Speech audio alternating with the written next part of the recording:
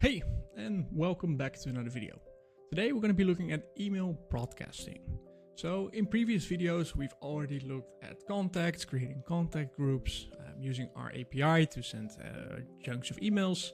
Now what we're actually going to be looking at is a dashboard only feature to actually send out a broadcast. Now, what is a broadcast? Broadcast is basically a one-time large email that you want to send out to your customers. So this could be a specific marketing campaign because of Black Friday, or it can be any other reason for you to start reaching out to a large group in one go. Now, when we're in the dashboard, we can navigate to email and then we'll see broadcasts as part of that option. Now, when you're in here, you'll see an overview of all of your previous broadcasts and you have the option to create a new broadcast. So we're going to do that right now. So within the broadcast, there's a few things that we need to start filling out. There's a few prerequisites that we've already been taken care of that you can look into separate videos if you want to learn more about that. Now, the first thing that we need to decide on is the actual audience. So who are we going to be sending this email to? Now, as I shared before, the usage for broadcast is specifically for sending out to a larger group, and you've already set up groups in your contact file. So here we can actually see that for my specific aviary shop, I've got two separate groups. I've got aviary shop signups and I've got a gold tier audience group. Now I'm going to go to my shop signups and then I have the option to say who I actually want to send this from.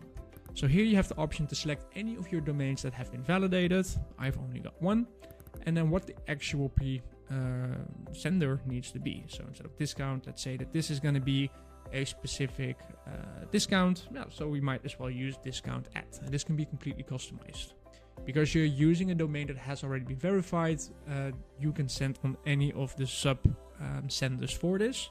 Do be mindful that if you use, for example, discount at aviaryshop.com, that you actually have an email forward set up for discount at. Otherwise, if customers start to reply to, the email might not actually receive in an inbox and therefore they'll get a bounce. Now, we additionally have the option to set a reply to. Now, a reply to allows you to actually receive emails on a different email address than the email that we send it from. So in this case, we might not have that specific discount at inbox, so we actually want to forward it to support at aviarymessaging.shop. So in this case, they will see it coming from discount at, but when they reply, their reply will go to support at. Now we have the option to set a email subject, but instead we're actually going to go and pick a template because within our email templates, we've already gone ahead and set everything ready in terms of custom subject lines and custom headers. So we're going to dive into our template list and you can see all of the different templates that we have.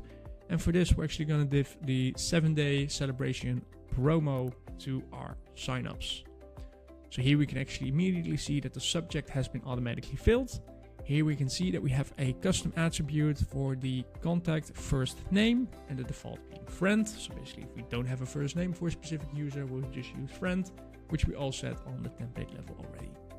Now we can check the specific email that we have. If there's anything specific that we want to update, that we might want to adjust, we can still do that last minute. And then once everything is ready, we can check the additional settings. Now, a few of these settings are quite important. First one is the actual category. You can decide if a broadcast is marketing or transactional. Always be very mindful of this due to your suppressions. If you send out a transactional email, it will surpass the suppressions. But it also means that if they then start flagging those for unwanted material, that your sender reputation will get harmed much more quickly. So this is clearly marketing, so we're going to use that. And then we have the option to select if we want to do additional tracking. So we want to track the opens and we want to track the click rates. Now, it is important for this that you've actually enabled tracking links on your domain, for which you can learn more on our domain verification video. Now, lastly, we have the option to add additional tags. So these will allow us to start filtering out individual broadcasts at a later stage.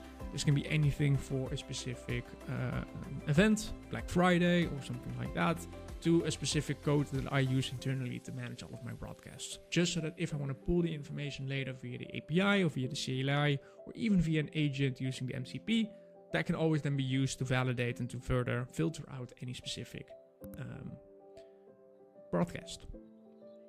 Now, lastly, we have the option to actually send a test email. So we can actually say, who do we want to send this to? And then that will be sent over to your inbox so that it actually can see the look and the feel. But for now, we're going to go into the review state, just have a final validation of everything that we filled into. So we've got our aviary shop signups, which only has one recipient. I've not got a lot of signups. We can see who we're sending it from. We can see that the reply to was set. We can set the subject. And then we have the option to send it now or to schedule it later, depending on what my requirements are. I'm going to go and send it now. And we can immediately see that we land into the documentation and we can see all of the numbers as they appear. Now, for the numbers, I'm actually going to go back into a previous campaign that I had already sent, just to walk you a bit through all of the different materials that we've got. So the send is the total number of recipients that we've sent this specific email to. It might be that a send fails and therefore that the percentage might deviate, which is then good information for you to actually start cleaning up your mailing lists. We can see the percentage of delivered. So this is 100% delivery, definitely something that we want. And we can see the opens.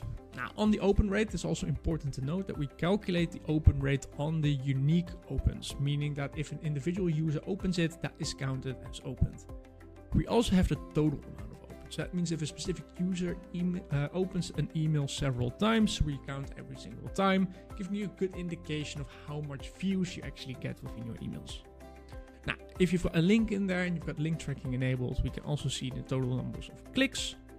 And then we have the option to see if there's any exclusion. So this might be you have a large group and some of the users might have been suppressed. Those would then be excluded from the list so that we can clearly see what that split is in terms of your mailing list. Now, same goes for your bounce rate. So here we can actually see how many recipients actually have an invalid email address, which we can then again start making actions in terms of cleanup. We can see if complaints have happened. So this is specifically for users who mark your email as spam. It isn't for any emails that might have landed in spam already. And then we can actually see how often a user has clicked on the unsubscribe. So again, you can really start tracking how good a broadcast is actually performing.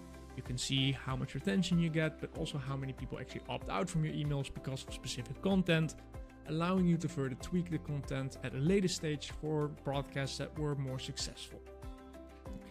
And then you've got a few of the graphs where you can actually see the total engagement. You can see if you've got multiple links, you can see the individual clicks per link within that email. And then we just have the overall overview of the specific message. Now, that is broadcasts in a nutshell. There's a lot that you can do with this to make it yours. There's got more documentation online. You can reference the information using our CLI and MCP. But for now, I want to just leave you with that. If you've got any questions on anything specifically, have a look at our documentation or reach out to our support team. As always, I want to thank you for watching, say happy sending, and I'll see you in the next one.